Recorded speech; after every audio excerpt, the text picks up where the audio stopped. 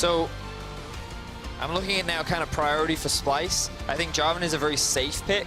I don't think I want to see them put value on Xayah like they have done in this series. I think that instead, I'm trying to think, do they try and focus on just getting a strong support right now? Something like the Braum could be a good answer if they want to try and just guarantee a strong bot side, and then they can flex the Jarvan wherever they want. I mean, honestly, I sort of like the Xayah Rakan right here pairing up with Jarvan for a very strong team fight. If anything... Into a Galio, though? Into a Galio, it can be a little bit difficult, but Xayah with the self-peel can help a lot against that hard engage. Instead, though, you called it, it's going to be the Braum down in the bottom lane for Norskeren. So looking more towards the style we saw in the last game, where it's very safe picks on the bottom side to play through their solo laners, and especially Vizicsacsi. But Rek'Sai stays up and available. I was gonna say the Rek'Sai, and then he locked it in instantly, which leads me to believe now they just lock in their mid laner if they want to, but instead they're just gonna go for the confident pick with the Kalista. Yeah, so this is a really strong 2v2 that we see a lot over in the LCK, where having the strong all-in of the Galio as well as the Kalista in the early levels is so good. Now, I'm honestly surprised that we see this Vayne, because I'm like, you know what? Pick an Ezreal or something could scale and sit back. Vayne is not necessarily that pick. Yeah, but Kobbe is undefeated on the Vayne this split, 2-0. He is yet to be killed on the Vayne this split, 5-0-2 in his games. And who else to step up but the all-pro AD carry? So what I quite like about the pick is the fact that it does outscale, and I think it's one of the few that can outtrade a Kalista. Not at super early levels, especially if we see one of those Hail of Blades Kalista, which is very lane dominant. But I do think that many AD carries consider it to be a very favorable matchup. And with the Braum and Jarvan, I feel like you've already got yourself a pretty well-rounded team comp with the side of Splyce. You have damage, you have engage, you have peel, you have a lot of utility, and they still have a lot of flexibility in their draft as well. Remember, while we don't expect it, Vayne can still be flexed to somewhere else, and there's always that threat along with the Jarvan between top and jump. Yeah, and so my only question is whether or not they save counterpick for mid lane all the way last and reveal where this Jarvan is going to be going, or if they grab themselves a relatively safe mid lane or something like, I don't know, a Syndra perhaps could be relatively useful here for Humanoid. We're looking at a primed Hecarim pick right now. With everything banned away, you would imagine, I feel like this is SK saying, you don't play it, so we will. And if you don't lock it in now, we're just going to lock it in, because like Poppy, Kennen, Vlad, Akali, these are all picks that are considered very, very good into that champion, and we know Werlyb likes to play it. So to me, this is a big shout. This is the champion SK is looking at. There is the Syndra pick, though, and a great prediction on that one. Now, Vedius, we'll see if your Hecarim prediction does gallop its way into this pick and ban.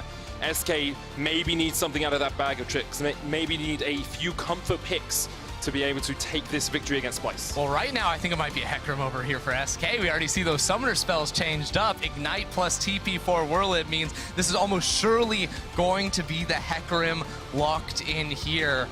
Good prediction, Vedius. Thank you very much. We're just smurfing. We're smurfing. So can we get the last one as the honest question? It's like as easy as solo queue.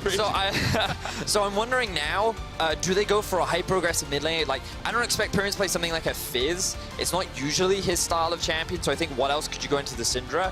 They could consider something like the Azir once again. I'm not a massive fan of it, but it is one option that they could go for. Depends how edgy they're feeling.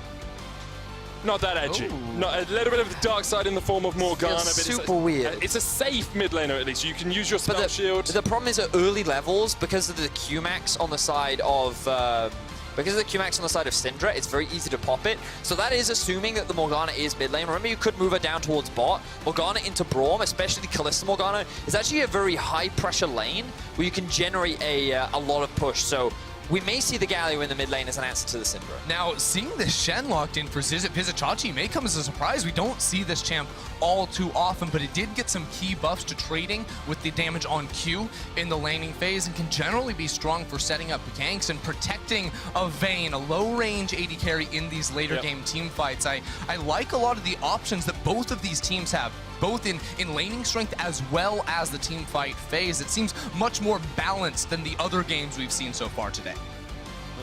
Shen, of course, did get buffed on 9.6 as well with the Q buffs, getting a little bit more damage coming out from that. And it is Chachi's most played across his career, if I'm reading these numbers right as well. So he is very, very comfortable he is. on that champion in the top lane. Unicorns of Love, when they had that really good year, I want to think it was in 2017, the year that he played with Xerxe, their Shen was one of the biggest picks for him alongside that jungler. And now, with one win away from moving on to round 2 in the LEC playoffs, is going to be bringing it back. So definitely a big pick. Really excited to see him back on the champion.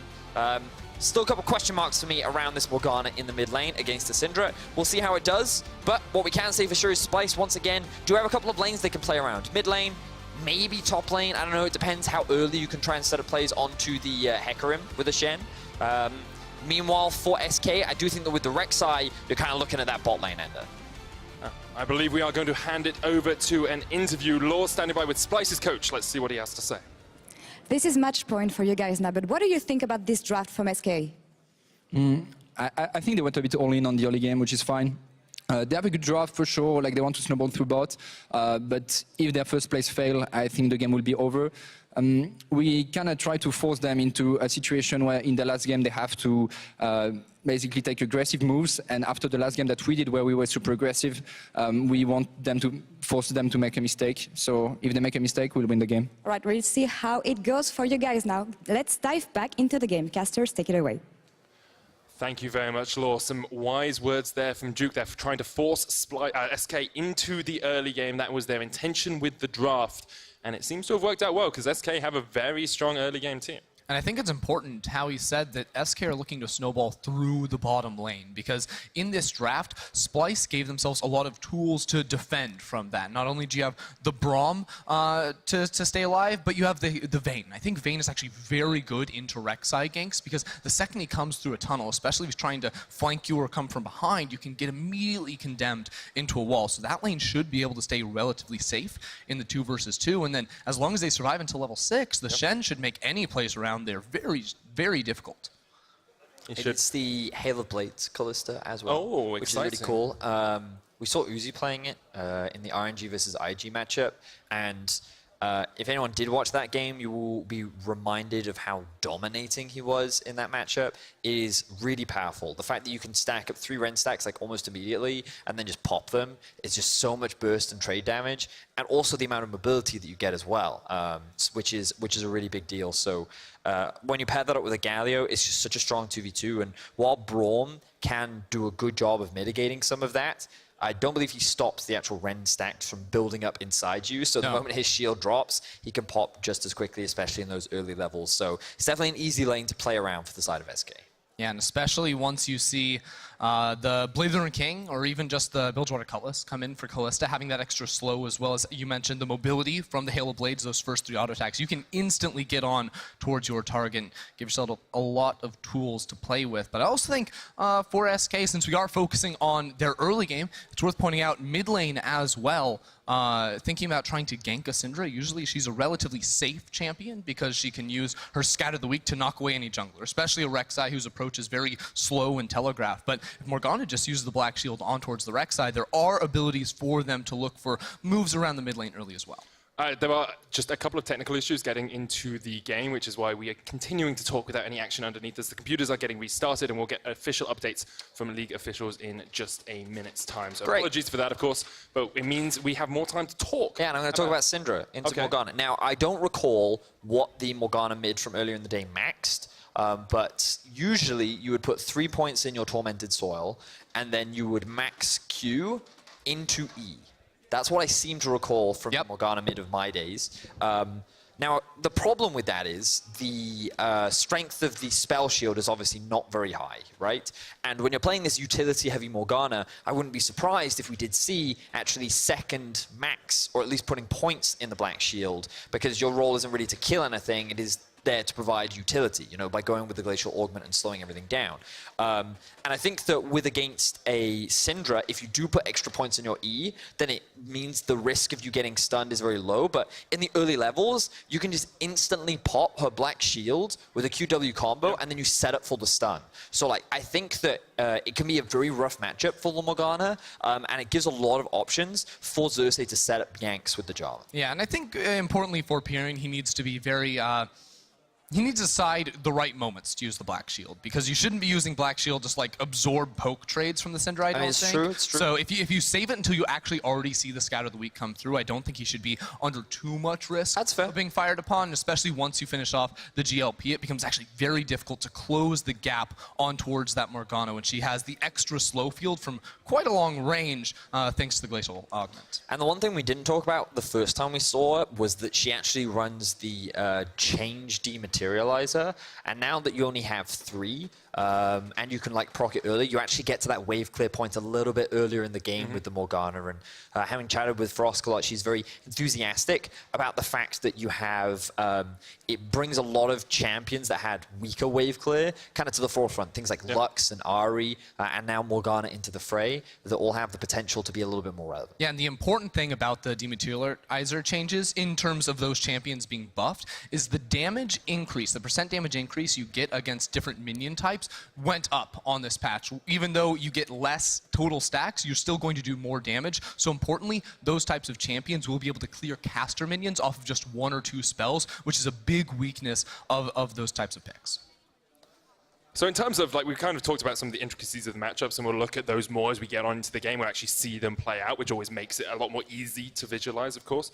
In terms of play styles for these two teams, Duke said that he thinks SK being forced into a very early game focus, a very early game team that just needs to accelerate early leads. Would you guys agree with that? And do you think Splyce have a good way of countering that sort of play style? Yeah, so I would generally agree, because when you look at SK's composition, they do not have much damage when it comes to later game team fights, especially magic damage. The Morgana, one of the big weaknesses we saw out of that pick in game 1 was that you didn't have a huge impact in the team fights. But also, we know Kalista is going to get outscaled by the Vayne in the fights. The Rek'Sai, not going to be quite as useful as the Jarvan's ability to hard engage these tools. If anything, the one area of the map where they do outscale is going to be Hecarim, because he's running the Ignite as well as Conqueror up against the Shen. Side lane should be very good, and Hecarim is a very strong team fighter. So that's sort of the wild card for SK. If they are going to challenge in the team fights, I think it's going to be mainly due to Werlyb. Well, keep our eyes on Werlyb in the top lane. His Hecarim performance in game 1 was pretty exemplary. Was able to get quite a few leads and was winning that 1v1 matchup against Xerxe. But Xerxe here on more of a dedicated tank, so perhaps harder to kill in the in those sort of like 1v1 moments. And I think the question now becomes, you know, can SK evolve and adapt enough through this series? Because game 1, they were pretty strong. They came back against Splyce. Game 2, game 3, Splyce seemed to grow into the series, grow into the best of 5, and SK didn't really react to that growth coming out from their opponents. I think I mean, I think they tried to. Again, we talked a little bit about it in game 3, where it felt like they went more for a scaling option, because that's what they expected from Splyce, that the games would end up going along, and they weren't prepared for a very quick early game transitioning into a strong mid game from Splyce, because that's not conventionally what you see. And I just find it very surprising how they compensated for one of the most common weaknesses, which is Xerxe often getting isolated and dying with the Tahm Kench pick. Now, this time around, they have not drafted much of a 1-3-1. Like, they have options to do it in the sense that they do have shit. So I guess it's more of a 1-4. Yeah, but even with Shen and sideline, I think Hecarim is going to outscale in the 1v1. Sure. So if anything, it's more of like you absorb pressure and then can ult in for a Yes, fight. I think so. Remember, though, we have seen Kobbe run teleport on the Vayne as well, so he could also send her to a side lane, so there's potential for a 1-3-1. But ultimately, I think we're going to see more team fighting this time around, and I think that's a better environment for SK to be in. I love team fighting, Vedius, but due to a technical issue, getting into Game Champion Select is going to be remade. It's same pick, same bans. We are not going to show it on the broadcast, so you get to continue looking at, you know, the players, maybe sometimes at Vedius's face, Ender's face, my face at times, but we should be getting on into the action as soon as possible.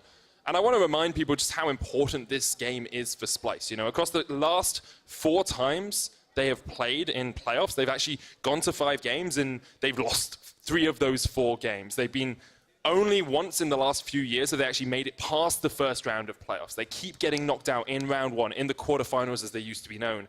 And here they are just at match point, they're one game away from showing that they really belong amongst some of the best teams in Europe. Yeah, and Splyce have been a team that has actually been pretty unlucky with who they draft in the first round of playoffs historically, where they have played against G2, I think, twice. They played against Schalke last year in Summer Split when Schalke ended up going all the way to the finals and getting second place. And they pushed those teams to 5 games in a lot of cases. So this is definitely a team that has always been up there in terms of playoffs and performance, but hasn't quite been able to push to that next level in a little bit of time.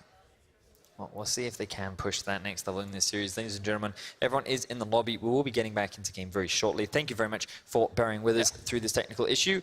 You've had to listen to us speak a lot about the game, and we will repeat some of these things once we're actually in the game. But it's been a pretty exciting series overall. I definitely think that SK have surprised a number of people. Games 1 and Game 2 were definitely very close. And even though I think there were a number of mistakes, I also felt like we saw a lot of very positive things from the young rookie squad as well. So I'm excited to see what they can do in Game 4. Splyce once again looking like the heavy favorites as we move into Game 4, considering how dominant their performance was in Game 3. And I think you can't look past how inexperienced at sort of the highest level this SK lineup is. You know, you've got Crownshot, Werlyb, and Selfmade. I was trying to think of the other Mad Lions, and Selfmade, who have all come up from the Mad Lions in EU Masters. Like, Werlyb played back in 2015 in playoffs, but they lost to H2K 3-0 and didn't actually get past the first round on Giants. Then you've got Pirean, who's kind of bounced all across the map, has played a playoff performance in the LCK with SKT, was on Phoenix 1, was an Impulse. And then you have Dreams, whose biggest accomplishment was playing on Mysterious Monkeys a couple of seasons ago. So this team is kind of like the next generation of EU talent, in my opinion. It's kind of the bedrock of the LEC, and these are the guys that we'll see for years to come. Yeah, and it makes you just so excited to see the young blood like this actually competing at the highest level. You know, they've made it to playoffs. No one expected that from this team coming into the split. Even halfway through, they're like, yeah, we think they're a good team, but how long does it go? And you look at the teams they knocked out, right? Misfits, Schalke, both of those teams were kind of bandied around as some of the big names in the LEC, and then SK kind of rose up as this dark horse and just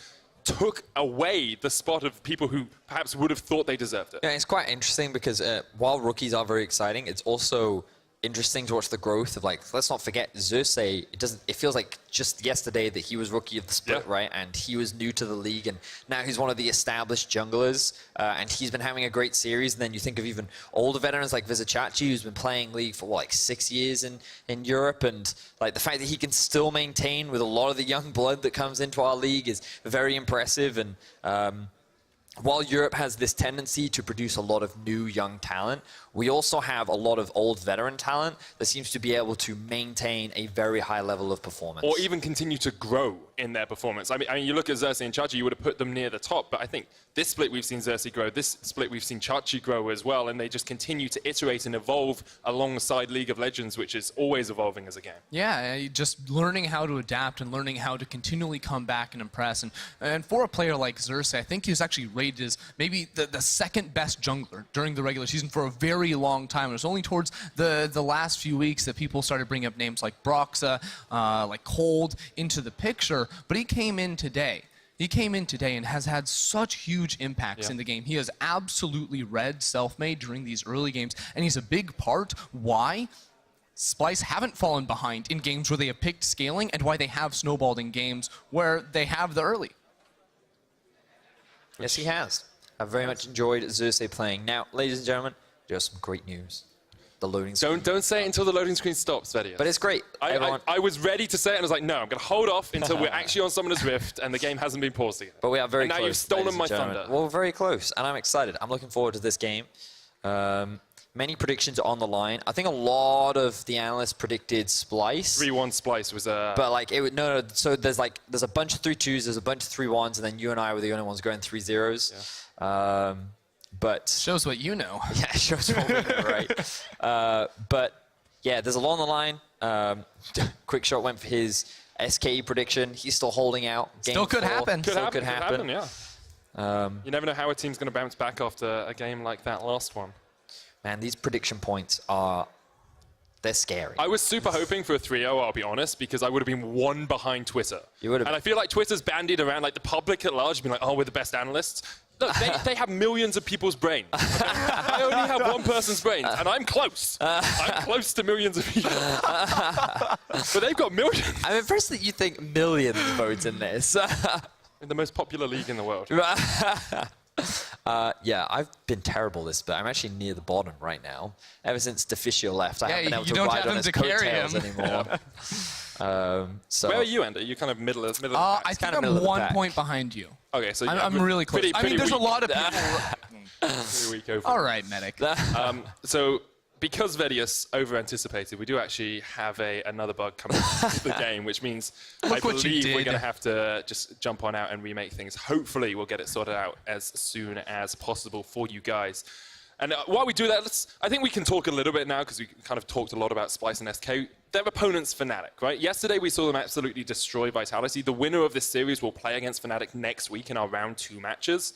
And I think either team that comes out of this will be wanting to just kind of refine the way they've played a little bit today if they're going to stand a chance against Fnatic. Well, I think the scary thing about Fnatic is I actually don't think they showed a lot yesterday. I think Vitality lost a lot more than Fnatic won. And they're out of here. So I think it's actually very difficult to assess how strong Fnatic will look. But the one thing I will say about Fnatic is that they look the same as they did during the regular season. And, I mean, on the one hand, that's scary because they obviously went 8-1 in the second half of the split, and that's very good. But at the same time, their playstyle is, I don't want to say one-dimensional, but like you can almost expect what's going to happen, right? And while they are very good at it, it's one of those things that you can plan for and look to play around. The question is, can you actually handle the quality bar that they do bring to a game? So that is definitely the question. While we wait here to get on into our 4th game of the day, we're going to hand it over to Shox and Friends at the analyst desk. Friends. Thank you very much. Not entirely sure what camera I'm looking at. Oh, there we go. Yes, so unfortunately we are switching servers and we will have about 10 to 15 minutes until we get to the new server and have all the picks and bans redone. The picks and bans will remain the same, so at least we can talk about that and kind of think what will happen in this game. We're going to take a look at them in just a second. What were the biggest surprises, knowing that this could be the elimination game for SK? Galio got first pick. Yeah, I was going to say, how about that Galio first pick? That hasn't been touched pretty much this entire series. It does definitely fit kind of with the MO of Dreams, who's had an incredible performance. He's a playmaking-oriented support, so at least, you know, this is a champion that you expect that he could step up on. But that was such a curveball. Yeah, we said we needed to see SK try to find like at least one lane to play around early, because last game they didn't really have that, and then they just kind of fell over and they couldn't defend long enough to actually win the game when they went for Baron. So I think they probably just said, listen guys, the full late game thing didn't work for that one game. We have to win now. Let's try and swap it again and get a bit more aggression coming in early with like Galio, Kalista. The problem is when you show it that early, things like Vayne, Braum will not really struggle too hard against it. So that's going to make it a lot harder. Yeah, because if you think about it in the context of, you know that they have a very strong bot side as well, is it then wise to show it that early? I think it kind of introduced some interesting mind games where if I'm looking at the Galio, I'm like, okay, you know, why do you priority pick a Galio when it feels like the Rek'Sai wants to be there? But it almost forces them to then respond by taking away the Jarvan. I just want to highlight for people watching the picks here, there is a small mistake. Braum is actually on the other side with Splyce, and Morgana is picked by SK, but in the second phase. It even confuses the graphics. It's just so people don't get completely confused. It's not like they're running a Galio mid in this game and Braum down in the support role. But yeah, I think this draft is super hard to play for SK on their side. They also do have the Hecarim top, which actually worked okay in the first game. That could be a shine light. And I think the fact that you have Rek'Sai coming in for Selfmade is pretty crucial because he needs a really good early jungle matchup. Personally, for me, I felt like Werlyb was very hit and miss on the Hecarim performance. There were sometimes you like watch it play, you're like, yes, Werlyb, that was crazy, that was insane. There was other times like, Werlyb, please just go in. I think what's really important about Hecarim top, since we've only seen it a couple times, was permabanned in the previous best of 5 of Fnatic versus Vitality, is that he does require jungle resources. And that's not meaning that he needs to gank the lane all the time or have his lane ganked, but he needs to be pushing because he's about spamming that Q. And because it is kind of that Rafflecopter, when he wants wants to make the aggressive chip away plays at you, it means that he's inherently going to also be shoving the lane forward. So the jungler just has to have priority there because Hecarim does open himself up to be ganked. Last time around, Selfmade didn't have that jungle priority, and Werlyb had to play the matchup very far back. This time around, he should be a lot more aggressive and in the face. Yeah, and I think this will also show us if they're learning from their mistakes, because that was game one. Now they're going for that pick again, and we know that Hecarim is extremely strong. The minute he gets Trinity Force, he can just run it down and kill everybody, or at least CC everybody as well. So we'll have to see if they made that adaptation in their playstyle as well as in their picks and bans. What do we make about this Morgana being so prevalent all of a sudden in this series? I thought that was actually very surprising that he got picked in this specific game, because I felt like the entire draft from SK was very much screaming kind of all in towards the back line. You know, you have Galio, Hecarim, Rek'Sai can all try and reach onto someone like Kobbe, reach onto Humanoid on the Syndra, and then they grab Morgana with it. To me, it was much more about kiting backwards in the way we've seen Morgana being played now with like Glacial Augment and these kind of things. I thought he's going to go Zoe, because it actually worked pretty well for him in game 2 when he had it. So that one surprised me quite a lot, and I'm not sure it's actually going to help SK too much in this draft. I feel like the mentality is that he saw Syndra and he was like, okay, do I have a champion that can survive this lane phase? And do I have a champion that can help empower my Rek'Sai to get in through the scatter the weak? Because I think that's the issue. Like, while you have all of this engage, you can drop the black shield on the Rek'Sai, and then hopefully Rek'Sai can actually get in and find the Unburrow, and then likewise he can survive lane. But I do agree, it didn't really fit in the larger scheme of things. I think it was a very like shoot from the hip, reactive type of pick that Pirean was looking for because it was a blind pick Syndra. Yeah, and sometimes in those situations, it's like, yes, you then negate that power and you can black shield it, but what else does it really offer you? And it might turn out not to be the best decision that you could have made. Something else, what could have fit here better? Again, for me, Zoe. Orianna, maybe.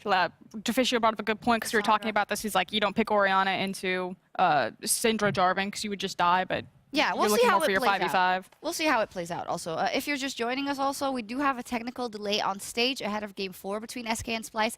League officials are now working on getting everything ready, so hopefully we'll get into the game whenever we can and whenever everything is set up. So we are still at 1-2, still at match point for Splyce. Now that you've seen the comps, what are the probabilities of Splyce taking it? I think they're very high. Yeah.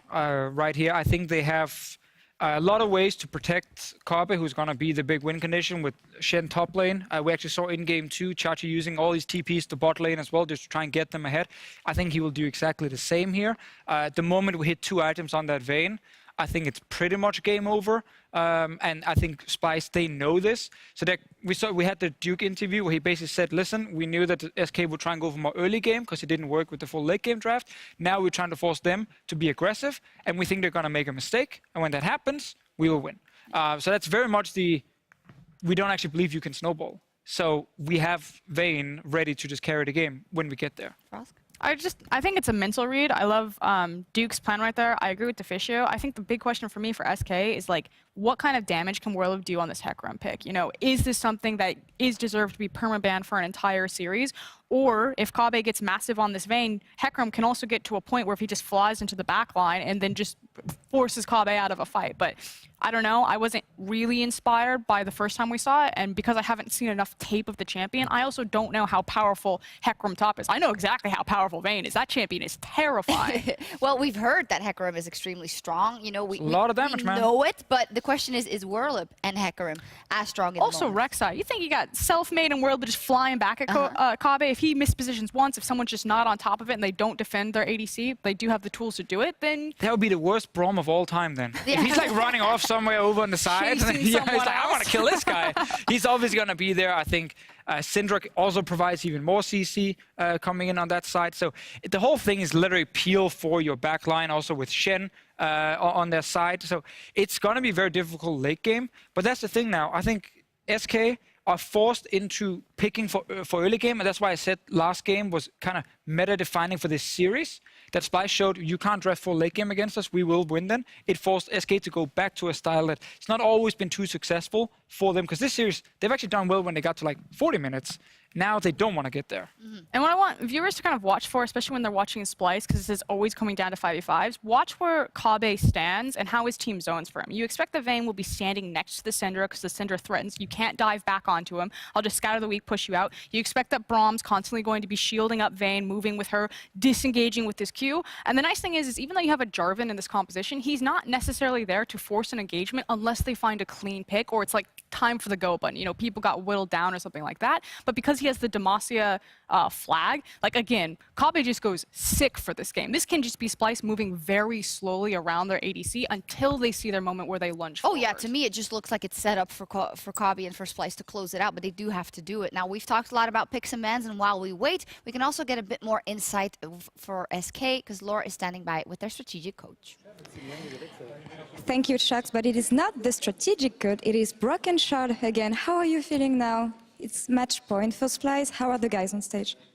I mean, we just need to regroup ourselves and get our thoughts together so that the last game, something like that doesn't happen again, where we don't really have answers to what they can do on the map.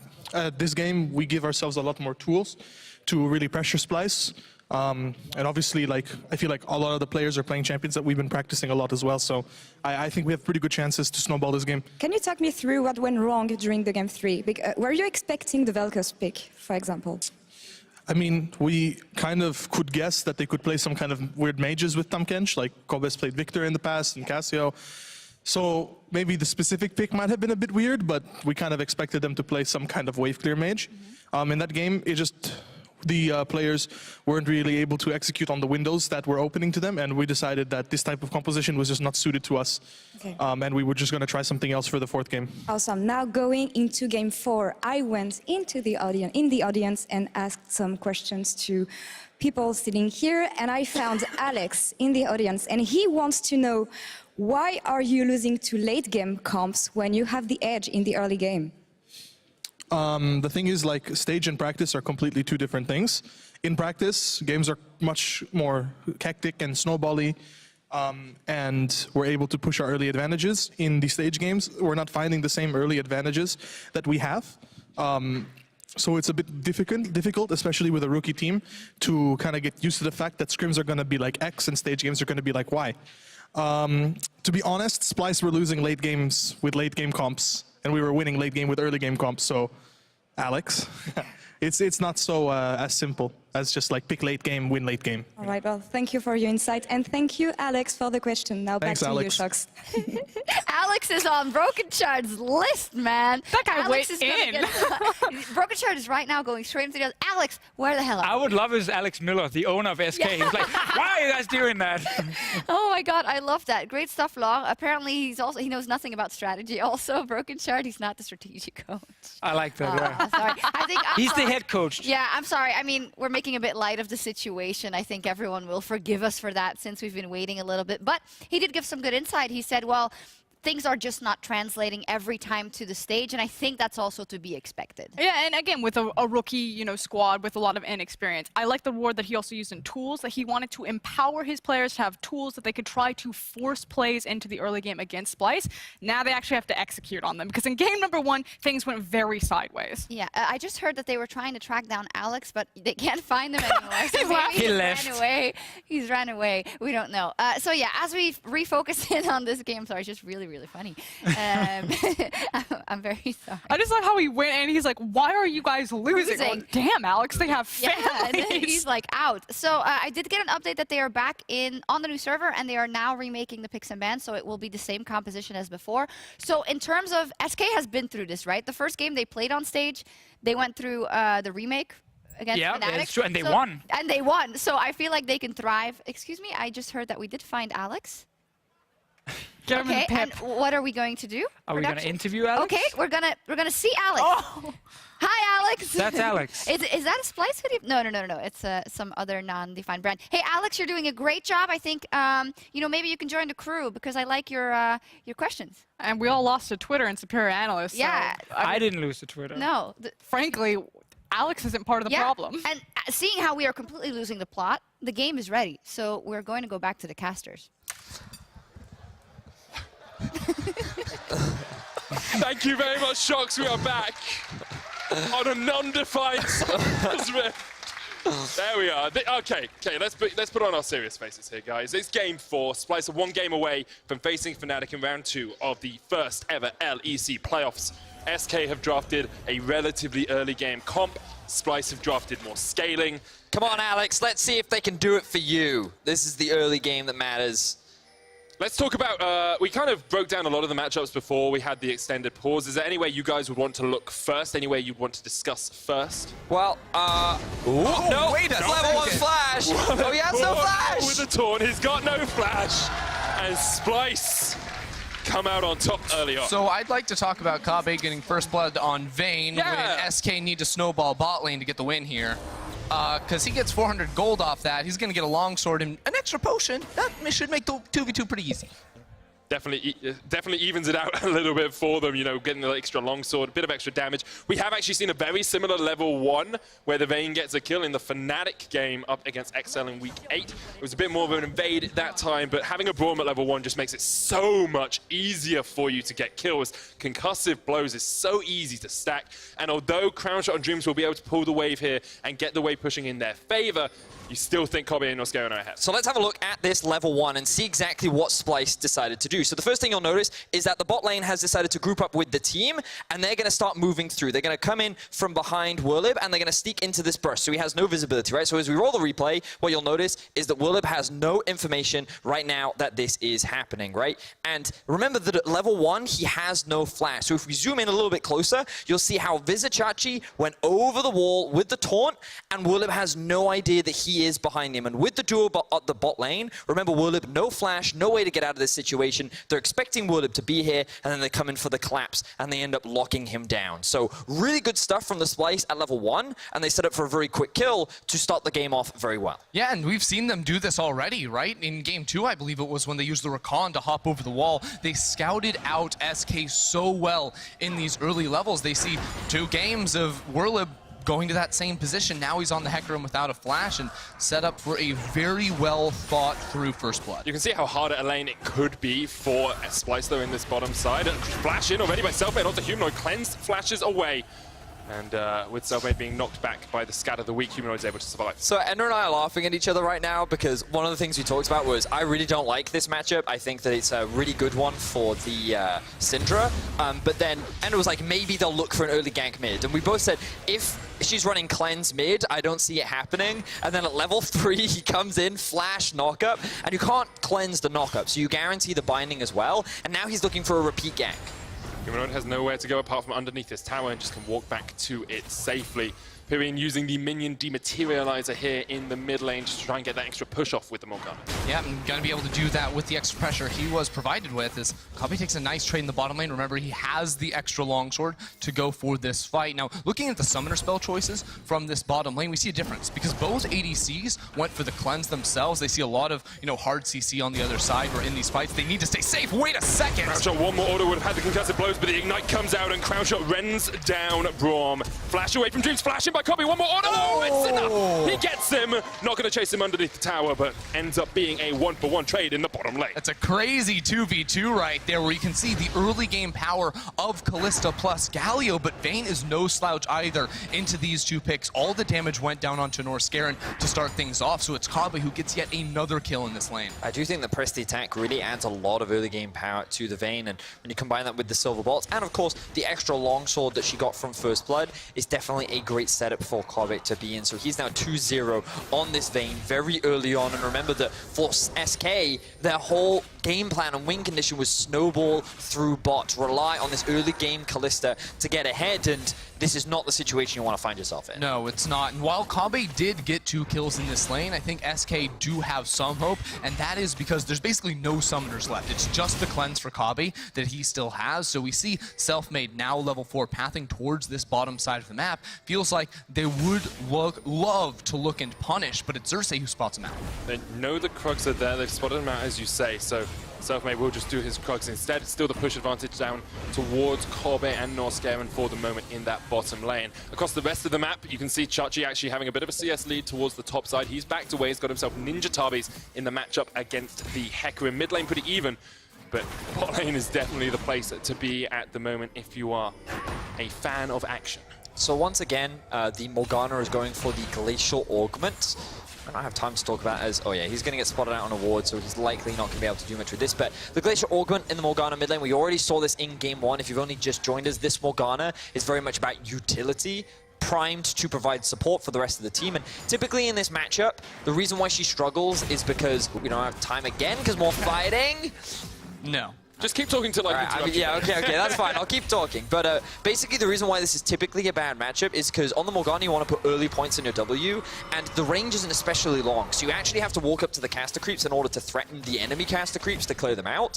And at that range, Syndra can just sit near the melee creeps and just harass you back and basically make your life difficult. But because she has no summoner spells, she's forced to play defensively, which means that Morgana can always just walk up to the lane and has priority. So the early gank from Selfmade was so important, and it has made this matchup so much easier for Pirean to play. Yeah, and while mid lane definitely got the help from Selfmade, bottom lane, not the same story because it's Xerxe been constantly pathing around there and providing vision, even though there hasn't been a gank. You just saw Crownshot was forced to reset, to miss a minion wave. They lost a plate down in that bottom lane, and the Ocean Drake went over towards Splyce as well. So I think that Xerxe getting a little bit of the upper hand in this early game by playing around his very strong Vayne at the moment. It's definitely working out for Splyce. They have about an 800 gold lead, 7 minutes into the game. And Chachi actually having a pretty easy performance in the top lane on the Shen as well. 15, 16 CS up. Obviously has a lot of experience on the Shen pick itself. Yeah, and you expect to see the Shen win the early laning phase. We're going to have to hold that thought because Xerxe gonna have to flash over this wall. And Werlyb, that's not even Selfmade going for the red buff invade. Usually it's those two. That's crazy. It's very aggressive play from the mid lane. Morgana got it. Morgana got it. Gets it with the Tormented Sword. Obviously not the best, but still, being able to force the flash away from Xerxe, get the push pressure in mid so you can actually go for that invade, and then still just be able to get out scot-free is very good stuff from SK. Yeah, but take a look at that trade here from Vizicsacsi. This is what we were sort of talking about with the Shen in the early levels, especially with the buffs to the Q. His trading against Hecarim is going to be very, very nice. He basically taunt forward, land that pretty easily on towards the Hecarim, get down some auto attacks, and use the dodge field to make sure he can't be traded against. Now, Selfmade won't be able to find this gank, I don't think, unless he can get the Black Shield down onto him. That is the unique strength of having the Morgana in the mid lane, is that it provides you the safety net and the CC immunity for Selfmade to approach as the Rek'Sai. A little bit of an item disparity in the bottom lane as we saw Kobbe go back, get the Xerxe Greaves and a Vampiric Scepter. Selfmade looking for the flash on Burrow here onto Humanoid, who flashes away, but Pirean with the binding won't quite connect. Humanoid still had the cleanse if that binding had hit him. And across the board, like a little bit of a back and forth, a little bit of a to and fro between these two teams early on. The taunt's going to land here, but the concussive blow comes out as well. Justice Punch knocked into Norskeren, who puts up the shield, but there's a lot of Ren stacks coming in. The fake call comes out. Crownshot knocked away with the condemn. And the Splyce bot lane continue to try and trade onto SK. Of course, they have the Ocean Dragon picked up, so they can take these trades and then use the sustain from that Drake. Yeah, the trading definitely going in the favor here of Vayne. You see the strength of the Vayne in towards the Galio, where you can knock him away or dodge away from the initial engage, and Norskeren positioning as well in front of the dash of Dream, so he couldn't use that to escape after good trade. Now both junglers will be headed towards the bottom side of the map. Going for the dive. Norskeren there with the Glacial Fissure. Catch out Dreams. Kobbe's gone very deep. Selfmade there. Lots of damage coming out. There's a hero's entrance as well as Selfmade pops. The Void Seeker gets one. Unstoppable Onslaught comes out from Werlyb as they jump onto Xerxe as well, and that's a second. 2 kills across to SK as they counter the dive. The tower dive was just way too greedy here from Splyce. They knew they had the lead on towards Vayne, but we heard Duke talk about it before the match. They didn't need to win bot lane. They just needed to survive it, because that's SK's win condition, and now all of a sudden 3 quick and easy kills puts them in a much better spot. So keep your eyes on Kobbe in this situation. It's the fact that he flashes onto the backline to try and secure that kill that actually puts him in the dangerous situation. Remember, he's a lot of the damage, but it means that Selfmade and Werlyb can just dive on top of him, and now all of the tools have been used. So the moment that Werlyb arrives in the fight, it's literally just a matter of cleanup, because there's nothing stopping him from just running over the rest of Xerxe was still only level 5 in that fight as well, to Selfmade's level 7, so didn't have the Cataclysm, didn't have that extra damage. And SK, after a little bit of a weak start, have actually come out swinging here and equalized that gold differential. Now notice SK's decision-making on top of the map, because after getting the win down bot lane, you might think, wait, we want the 2v2, but no. Because Shen used his Stand United to get into the fight, they're going topside to avoid avoid the TP mismatch where they wouldn't be able to play around their bottom lane. It also gives them the added benefit of there being a Rift Herald up here, whereas no Drake will spawn for the next minute. So overall, it's a very solid map movement here from SK. I very much concur, Ender, and I think that now SK are looking to try and push that as much as they can. They're going to use the Herald immediately towards the top side, and also keep your eyes on the mid lane. You'll notice that because all of the members of SK have actually gone up towards the top side of the map, Pirean is immediately forced to play very defensively with Jarvan hanging around that mid tier 1, and the risk of a potential dive means that SK have just basically thrown everything towards the top lane to try and secure the first tower of the game. They just about get it. Kobbe was actually hitting minions for a little while there. Maybe would have been able to get the tower if he had decided just to focus it down. But still, goal pretty much even between these two teams just as we come past the 11-minute mark with Infernal Dragon up in 20 seconds or so. It seems like that's the position on the map that Splyce are going to play towards. Now, there will be some big cooldowns missing if there is a fight that breaks out around this objective. No Stand United for Vizicsacsi, no Heroes entrance for Dreams down on the bottom side. But apart from that, both teams are relatively well equipped for this fight. But notice the vision control. Because the map was split and Splyce controlled bot side, they have all the control wards to dominate the vision.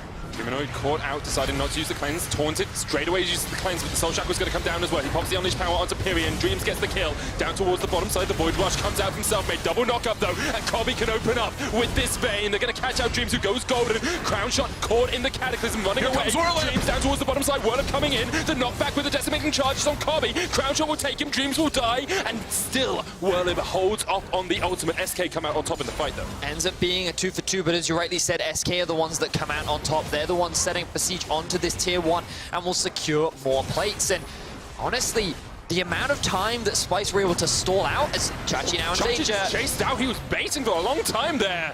Just tried to keep fighting against Werlyb, but couldn't do anything. Ends up just killing himself. He ends up dying isolated once more, increasing his total to 24 as SK look to build up an even bigger early game lead. And the most impressive part is that Werlyb didn't actually need his ultimate when he came in. He used the charge initially to just assassinate Kobbe, and that meant that he held on to it. And I don't think Vizicsacsi was really respecting that when he went for this pointless duel over by the blue buff. I do think that the cleanse should have just come out immediately from Humanoid. The fact that he holds onto it for too long means he doesn't actually dodge from the Soul Shackles, so he dies to the Ignite and the Galio. And you think at this point, oh, Kobbe, he's just going to find a bunch of kills, but then you see the Zhonya's coming out from Dreams, means that Kobbe gets indecisive and doesn't commit to Crownshot. So Crownshot in a 1v2 actually ends up forcing the enemy back, and that provides time for Werlyb to then join the fight. So the indecision from Kobbe around the Zhonya's from Dreams means that he ends up dropping in the fight, and that's why SK are able to take it. And ultimately, without this kill on the back half with Vizicsacsi, again,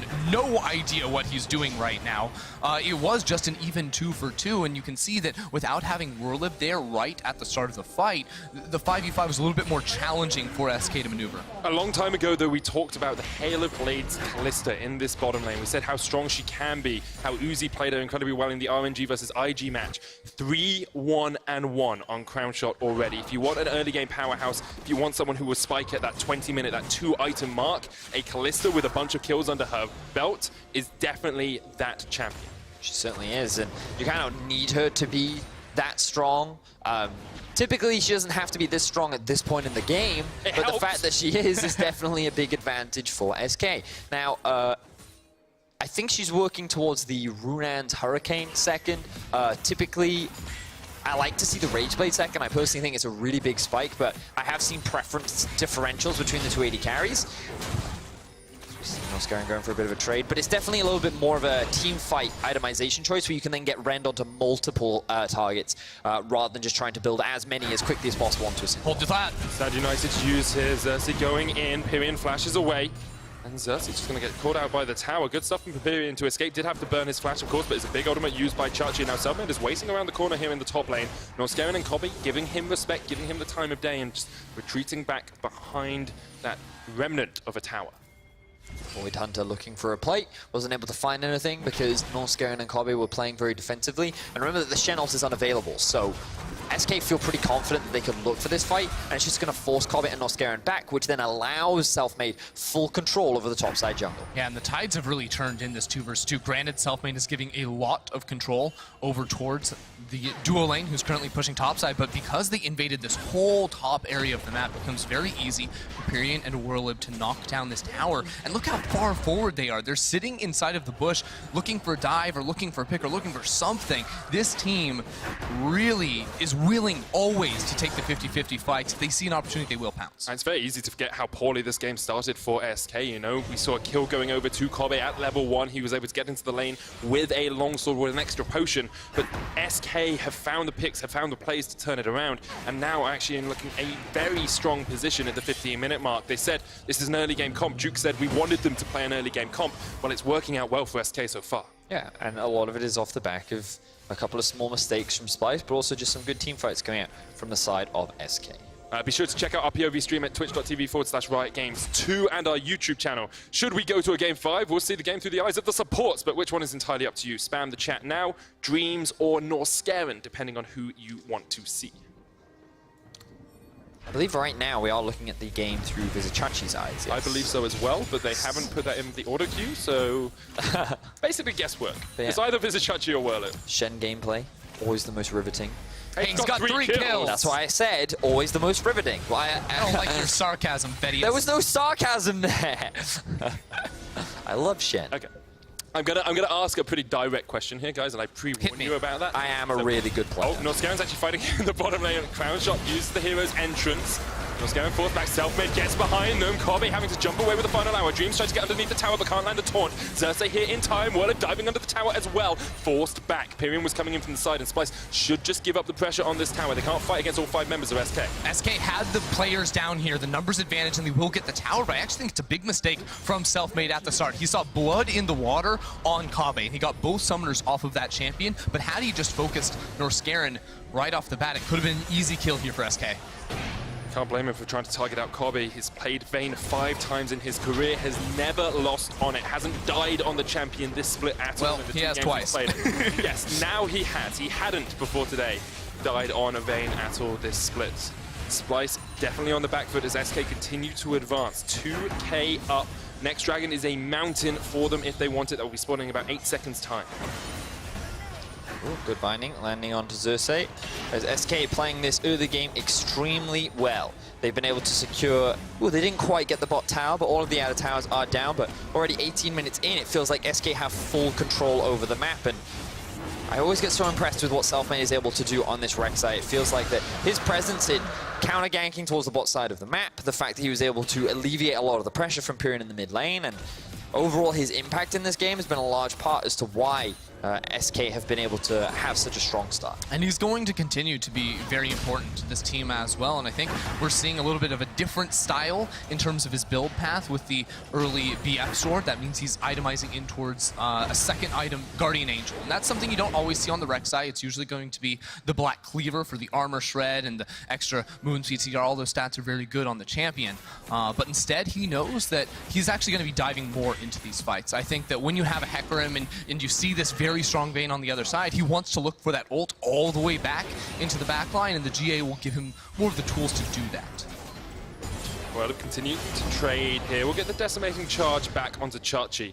If he charges when Xerxe has that Spirit's Refuge up, has that circle of damage reduction up, it actually doesn't do any damage, counts as an auto attack, so not actually going to be able to do too much. We'll still displace him out of it. And I can come back to my question. So we talked a lot about SK having an early game draft, having power early on and wanting to play through, you know, the first 20, 25 minutes of the game.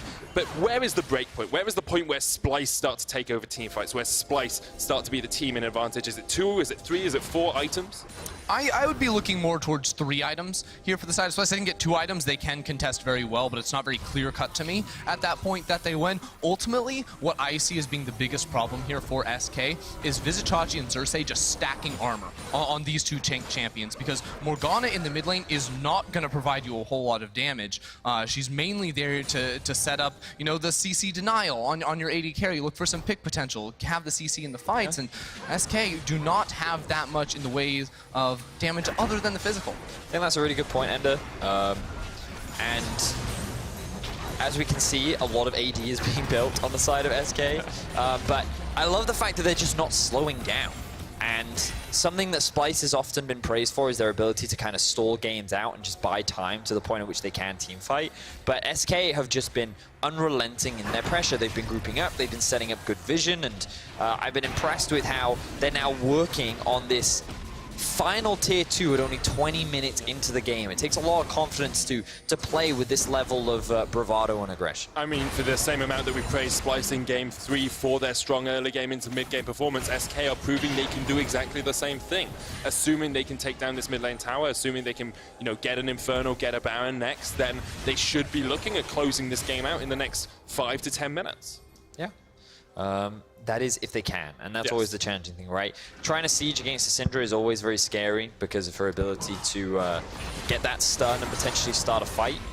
But I do agree with Ender. I think what we're kind of waiting for is these big armor items to start coming through from the side of Splyce, and then they'll feel a lot more confident forcing these fights. But also now that the Rage Blade is finished on Kobbe, I think that's a pretty big deal. I'm just really scared of this Rek'Sai right now. Level 11, 2 points in the ultimate. If you try to force a fight right now, I just think there's too much damage on SK's side, and I don't think Kobbe would be able to survive it all. Yeah, I think Werlyb also finishing off the Trinity Force as well is going to be a very big spike for him, because one of the biggest strengths, I think, of having the Hecarim in your team is not only does he, you know, duel very strongly against all of the tanks in the top lane like the Shen later on in the game, but also his ultimate, because he has such long range on it and can't be interrupted during that cast, can actually just fly towards your backline. He can dive over your frontliners. You can just ignore those tanks and really have a high impact by diving in there and causing a lot of frustrations for someone like the Vayne.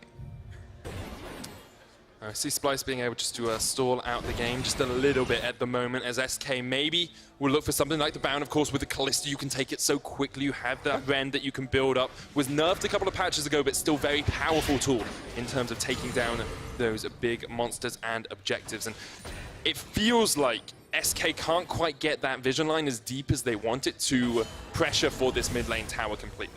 Yeah, I think what SK are just going to be doing is waiting for this Infernal Drake, play a little bit slower for the next few minutes, because around 25 minutes, they actually have a really good ability to force around the Baron. They have the Mountain Drake. If they can get another Infernal, it'll be great. They also might just fight. And Norskeren forced to flash away there. The Scatter Weak did come out from Humanoid, but because of the binding connecting, Norskeren had to be in a bit of a tricky situation. Twin Shadows comes out here, and maybe that's all SK need. A little bit of a pick, a little bit of chip damage on the Splyce players, and they can go for this tower. Don't have to take it all down at once. You can just chip away piece by piece and suffocate Splyce out of this game. I was actually a big fan of how Pirean used the Fog of War to just land that Q. Like, Humanoid walked up, he again didn't cleanse, and it forced his support to use Flash. And I think he needs to be a little bit more free with how he uses that cleanse, because right now he's put himself in two situations that ended in disaster for the side of Splyce, and it could have been much worse if it weren't for the use of Flash from Norskeren. So Humanoid needs to be a little bit more careful, show a little bit more respect to the playmaking power of this SK and pick potential. Just coming over the 23-minute mark, 7 kills to 5 in favor of SK. They have a 3,000 gold lead, double Inferno now alongside the Mountain, and they continue just to chip away at this mid lane tower. It's down to about a quarter HP. SK not going to force it. Okay, I just gotta... It's an Infinity Edge on Rek'Sai. Yeah, I was wondering what... Wait, he actually went Infinity Edge? You know what? Go hard or go home, right? You are in series-defining game for your team. You are the player that has been looked at as the best rookie, one of the best junglers in the league. And you are trolling right now if you're building an Infinity Edge on Rek'Sai. That's not your job. You have, like, I guess he's worried because, oh, we have Morgana, not enough damage dealers. Guess I have to be the carry now? Like... So I'm struggling, to be honest. And if it works, it's genius. I've had my fair share of Rek'Sai and solo queue, but when you're 1-1-1 at 24 minutes, I'm not sure I agree. It's also such an expensive item that you're really investing a lot into it. Okay. Now he's going for a Ruby Crystal, so he's not even going hard. Okay.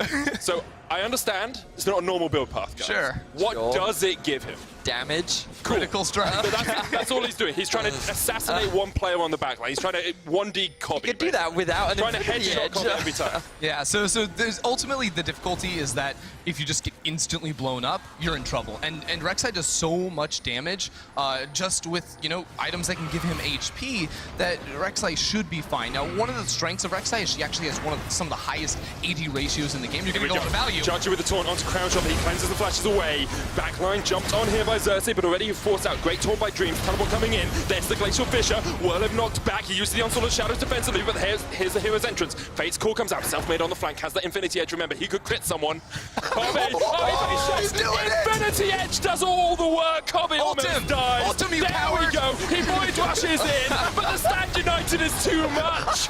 And Kobbe gets the kill. He didn't land a single crit there. His E did a lot of damage. RNG, that's not his fault. His E did a lot of damage, admittedly, but You can't predict RNG, Vedius. This build sucks. this build really sucks. All right, so, thank you. So, not a crit, not a crit, not a crit. Lots of damage. And if he'd ulted immediately, he might have actually gotten the kill. But then, Norskeren gets called out. Okay. so now they're going Baron. Wait, they're doing Baron while Selfmade is dead. What is They're just this baiting out the game? team. What is Okay. Let's bring it back just to a little bit more serious here, guys. So, we are very serious right now, Medic. Yeah. This build is something we really struggle to get our heads around. I understand that. Right? And so what we need to bring into context is the fact that SK were actually in an amazing spot. They had a very good early game, right? And they had all the tools to win this game. And now they run the risk because their jungler has decided to... Now, I'm not going to say that's going to lose them the game, right? Because... It is a risk they didn't need to take. It is a risk that they ultimately didn't need to take, and it is baffling. And also, Duskblade's just better, right? So... Anyway, rather than delve into that conversation, the bigger thing is that Kobbe now just picked up another kill. He's now sitting at 3 items, and SK are just kind of struggling to now break that tier 2 line. So now they're kind of posturing around the Baron and threatening this. And you already talked about how the Kalista can be very threatening.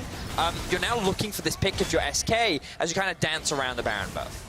And Werlyb is here in this middle lane. I don't think SK are going to pull the trigger on the Baron too quickly. They've been a little tentative around it thus far, but there is another Infernal Drake coming up in a minute, and they still have complete control over this middle lane with some deep control wards inside this eastern quadrant of the jungle on Splyce's side. However, it was 7 minutes ago that Vedius said they've done such a good job breaking down all these towers. They've done such a good job. They already left only tier 2s here, and still Splyce's 2 remaining tier 2s stand. They have stalled out this game. They have built up some of these items on their AD carry, on their mid laner. They have a very tanky Shen with the Warmogs, with the Sunfire Kate, and you wonder whether SK kind of missed their window in the early game to really accelerate this. I don't think so. I don't think that they've suddenly, like, the game is over for them. They're still 2,500, 3,000 gold ahead. They have a Hecarim who's going to be stronger in the side lane now against the Shen. They have full vision control around, like, the river forward, and they're the ones still dictating the pace. It's just, the longer the game goes, arguably the harder it is, because you run the risk of getting into another one of these team fight situations where you just kind of look at this comp from... But actually, I think both sides actually have pretty solid team fight, but ultimately, okay, they started the Baron. This is risky, super, super, super risky, but look where Selfmade is. He's nowhere near. Selfmade down towards that Infernal. There's Chachi with the Stand United. Just come back off. Just push mid, take Infernal, it's actually free. As a note, I have been informed by production that Selfmade 2 days ago tweeted, Infinity Edge is the only viable second item on Rek'Sai. But he didn't build it in the earlier Just saying, that's what he tweeted out. Now, mid lane tower goes down. Good call on that end. SK can now pull down towards this Infernal Dragon. It would be their 3rd of the game. 24% bonus AD and AP. And yet we're in a position now where Splyce do not want to give them the chance. I think Splyce are comfortable looking for a team fight. They have Kobbe where they want them. SK wanted too, though. Both of these teams, remember game 1 and game 2, how intense the team fights were, how they turned games around on a dime. Well, we're about to get another one of those. Selfmade on the Infernal Dragon here. Crownshot there as well. Splyce may be looking for the fight because they've split up SK. Werlyb has the flank. There's the Infernal. That's all the buffs going over to SK straight away. Xerxe has a few spears in his back. Werlyb caught out with the scatter of the weak. Crownshot's in the pit. Werlyb has the possibility of an onslaught of shadows here, but SK just want to disengage. Crownshot can jump across the wall, remember, with the pierce if he needs to. Actually, Pirean's going to jump in. The face call comes out. SK want the fight. Splyce, the front line is Xerxe. Humanoid in from the side. There's the Glacial Prism. Xerxe caught out by Werlyb. It's all on Kobbe. Watch the AD carries here. Kobbe steps forward into the hero's entrance, knocked up, and look at the damage coming out from SK. That Rune Ants from Crownshot's doing absolute work. Xerxe takes one. We have a little stutter scheme as Kobbe's still on the front line. He gets one. Can Kobbe do it? He's still alive. He gets Selfmade. He gets Pirean. Somehow Kobbe managed to survive and takes down two, and Pirean and Werlyb have to run for the wind. SK get the dragon, but they lose the fight. It is Kobbe who stays alive, and now it's Xerxe hunting down the horse. The taunt doesn't quite connect, but look at the healing coming out onto Xerxe with that Warmogs. Kobbe stayed around, condemns Werlyb back, and pins him in his place. Splyce win the fight. So, that was pretty crazy. Let's have a look at how this side. SK could have gotten out, but instead they wanted the fight. They then decide to commit onto Xerxe. And at this point you think, okay, not the best start, but then Splyce all funnel into this choke point. At this point you think it's over. Hecarim ultimate into Dreams ultimate, but the Blast Cone actually separates the whole fight, which gives the freedom for Kobbe to then turn it around. And it was actually a huge scatter the weak from Humanoid that interrupted the damage coming through from Crownshot. Crownshot had the AoE damage coming in from the Runon's Hurricane, and he wasn't able to apply it onto the three members that got CC'd in the corridor. That was the moment that shifted the entire team fight and allowed Kobbe to pop off so hard. Felt like it was SK's fight, but now there's only 1,000 gold between these two teams. SK did get the Infernal, remember, so they are in an okay position in terms of dragons. If you are watching us from North America, the LCS Spring Playoffs is starting soon with FlyQuest versus Golden Guardians. You can watch the countdown now over at twitch.tv/LCS. When we close out Splyce versus SK, the LCS is switching to twitch.tv/Riot Games, and the post-game lobby will move to twitch.tv/LEC. So if you want to stay tuned for that, go to twitch.tv/LEC. I believe Golden Guardians and FlyQuest will be playing later on this evening. That's what I said. Yes, that's all right, my apologies, but the point is it's supposed to be an exciting series just like this one is, as SK are still in a great position to bring us to a Game 5. Two very evenly matched teams over in North America, two very evenly matched teams here, it seems, as See, well. that was the point I was trying to get at. I got there. I do it for you, Vedi. We're a great team. Thank you very together. much, Now, man. Kobbe has gone from 225 to 525 now. 4 completed items with the GA. There's 4 on the side of Crownshot as well, and you have to feel these late-game teamfights are going, well, mid to late-game teamfights are going to be defined by the AD carry. This is just a battle, ADC on ADC. They have equal itemization at the moment. It's Kalista versus Vayne, and if Kalista can actually kite around in these fights, you get the big Ren damage coming through, you can go up against it. But we just saw Kobbe absolutely outplay SK around that dragon, and oh, it's gearing up. We're going late with this one, and we're going big. So, we talked earlier about armor. Ooh, we might not have time. Look at Werlyb, he's dead. Werlyb, Hero's entrance comes out. He's not dead yet. Vedius Dreams comes in, has the taunt as well. Catches Xerxe, catches another. Selfmade looking for that flank position. Could get onto Humanoid. Norskeren takes a little bit of chip. Xerxe there with the Cataclysm as well, but he's just going to run his way out with the EQ combo.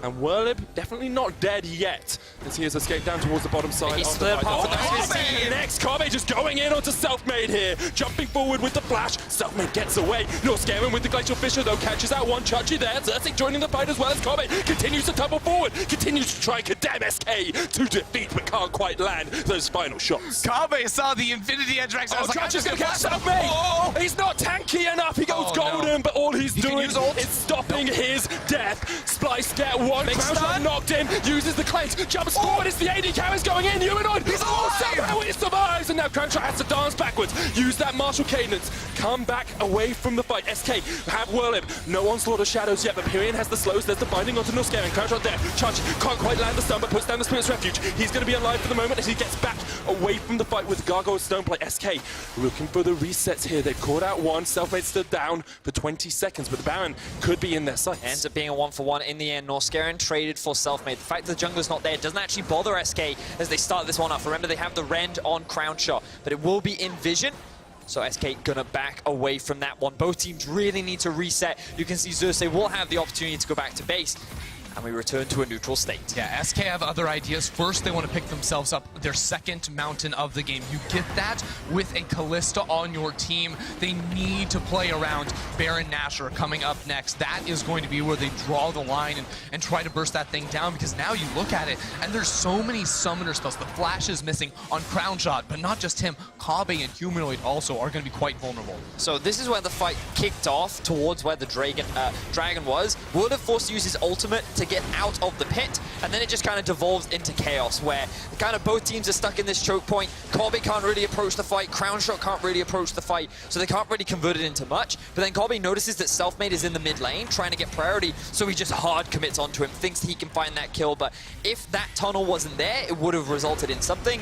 But then the taunt as well come from Vizicsacsi actually into the spell shield, means they can't get a kill onto Dreams either, but they do at least get the flash out from him, and then of course Vizicsacsi.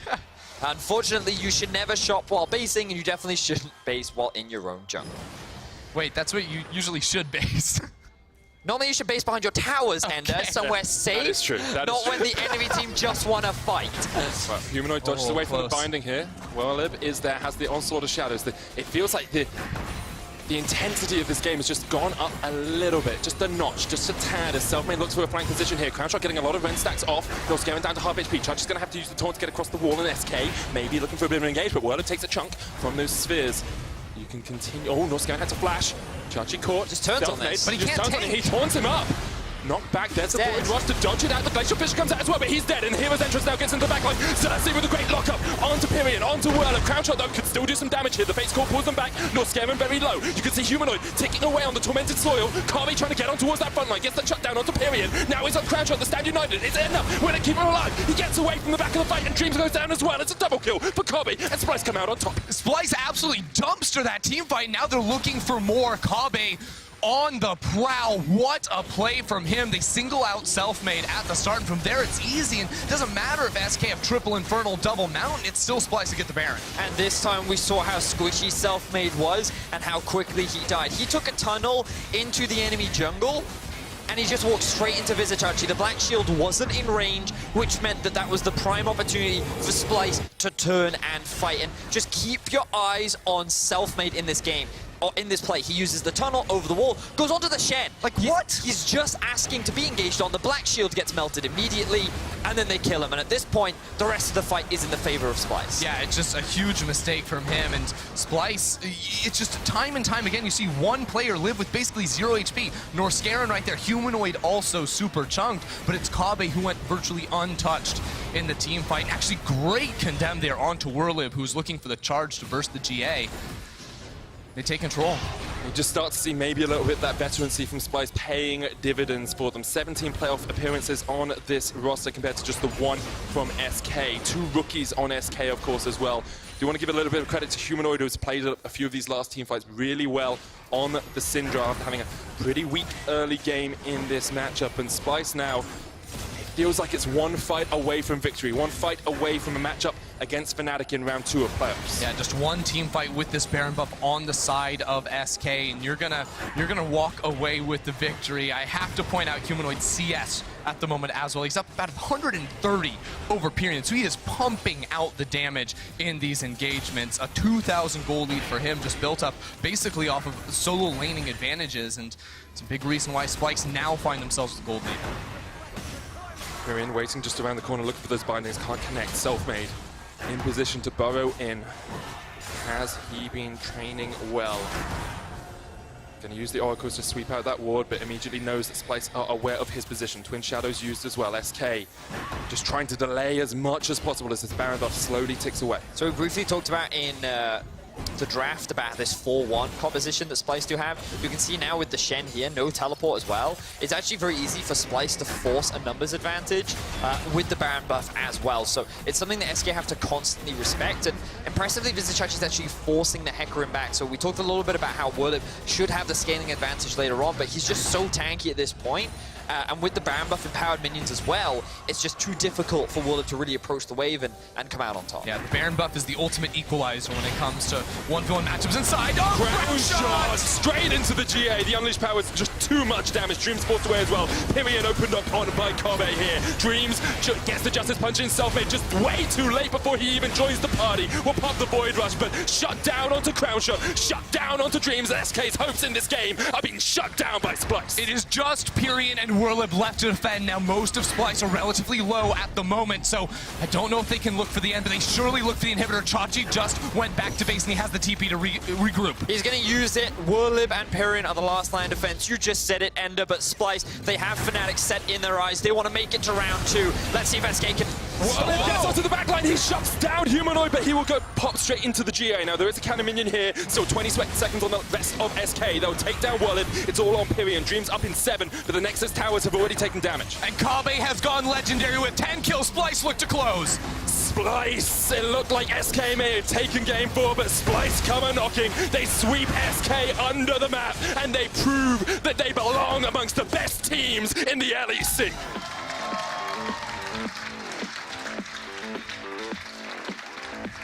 After a good regular season, Splyce come into playoffs as heavy favorites, and while game 1 definitely showcased some mistakes, they cleaned things up.